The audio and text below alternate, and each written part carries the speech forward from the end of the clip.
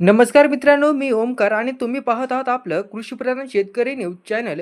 आज 29 मे 2026 महाराष्ट्रातील हवामानात पुन्हा एकदा मोठा बदल पाहायला मिळणार आहे आणि मोठी घडामोड समोर आलेली आहे. गेल्या काही दिवसांपासून उन्हाचा चटका सहन करणाऱ्या महाराष्ट्रासाठी आज हवामान विभागाने एक मोठा इशारा दिला आहे. राज्यात पुन्हा एकदा अचानक संकट घोंगावे लागले असून तब्बल 6 जिल्ह्यांना पावसाचा आणि वादळाचा अलर्ट हा जारी करण्यात आलेला आहे. नेमकी कोणती आहे ते 6 जिल्हे आणि जाणून घेऊया कोणकोणत्या जिल्ह्यात पाऊस पडणार. फक्त पुढे जाण्यापूर्वी आपल्या चॅनलवर तुम्ही नवीन असाल तर व्हिडिओला एक लाईक करा आणि चॅनलला सबस्क्राईब अवश्य करा. उष्णतेपासून मोठा दिलासा मिळण्याचे देखील संकेत आहेत. विदर्भात गेल्या काही दिवसांपासूनच उष्णतेची लाट ही आपल्याला पाहायला मिळत होती. त्यामध्ये राज्यातील इतर भागात वादळी वाऱ्यासह पावसाचा येलो अलर्ट देखील जारी करण्यात आला होता.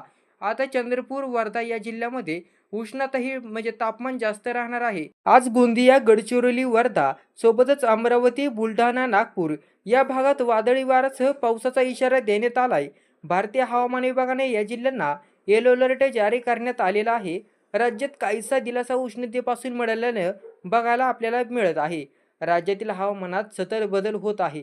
मान्सूनही लवकरच राज्यात दाखल होईल. यंदा कमी काही शहरांमध्ये उष्णतेने चांगलाच कहर केला.